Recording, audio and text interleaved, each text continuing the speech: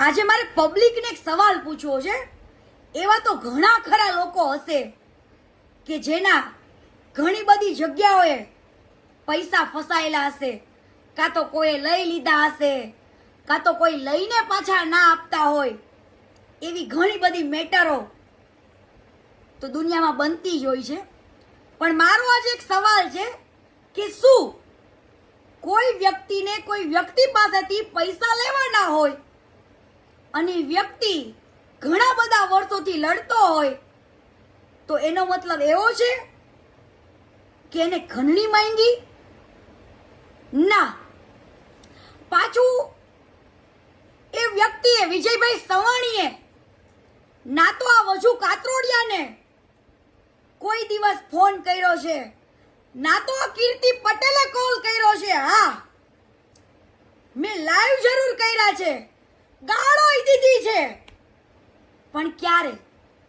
જ્યારે લોકોના ચીટિંગ કરે છે, લોકો સાથે ખોટું કરે છે અને ચીટરને માર્કેટમાં બહાર લાવી. આ વજુ ચીટરની મેં દુખતી નસ દબાઈ. કહેવાય ને કે કોઈ પણ વ્યક્તિને એવો કિસ્સો ગોતી લાવો માર્કેટમાં એટલે બળીને રાખ થઈ ગયો. એના ઘરે એના લવ પ્રકરણને મેં ઉઘાડું કરી નાખ્યું, બારું પાડી દીધું.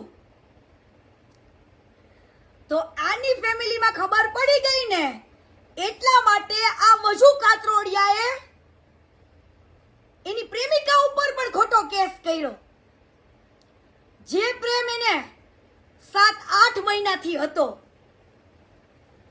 કેમ ભાઈ? તમારા ફેમિલીમાં તમારા સસરાને તમારા કુટુંબોમાં ખબર પડી ગઈ તો તમે તમારા પ્રેમિકા ઉપર પણ ખોટો કેસ કરશો? વાહ વજુભાઈ વાહ, તમારી જનેતાને 100 વંદન છે.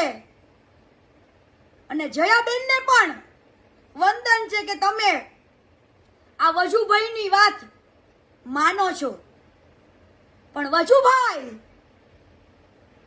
કોઈના ઉપર ખોટી એફઆઈઆર ખોટા કેસ કરતા હોય ને ત્યારે કહેવાય ને અતિની ગતિ ના હોય. એવી જ રીતના તમારાથી એવી તો કઈક તો ભૂલો થાય કે જેનાથી સત્ય સાબિત થાય.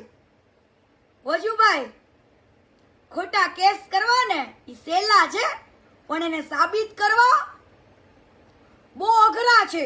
અને સાબિત સત્ય માણસને કરવાનું છે. વિજયભાઈ સવાણીને તમારી પ્રેમિકા જે બિચારી આટલા વર્ષ સુધી સાથ આપ્યો અને છોકરી દીકરી મારી પાસે ત્યારે આવી, હું ભાઈને 3 દિવસ ફોને લઈ આવી, એમાંથી તારા રેકોર્ડિંગ ગોઈતા, એમાં તારી વૈડી. પણ વજુભાઈ, તારી પ્રેમિકાનો શું વાંક હતો? હે, તારી પ્રેમિકાનો શું વાંક હતો? એની મજબૂરીનો ત્યાં ફાયદો ઉપાડ્યો. 6-7 મહિના એને લગ્નના વાયદા કરીને રાખી કે હું તારી સાથે લગ્ન કરીશ, મારા ઘરે મારા દીકરાના લગ્ન પૂરા થાય એ પછી હું તારી સાથે મૈત્રી કરાર કરીશ. વાવ વજુ! અને આજે વિજયભાઈની મેટર પણ અલગ છે અને તમારી પ્રેમિકાની મેટર પણ અલગ છે. તમે એને બેને જોઈન્ટ કરી. અને જે વ્યક્તિ લોકોના ન્યાય માટે લડે છે એના ઉપર ખોટો કેસ, ઈ દીકરી ઉપર ખોટો કેસ, વિજયભાઈ ઉપર ત્રીજો ખંડણીનો ખોટો કેસ. ભાઈ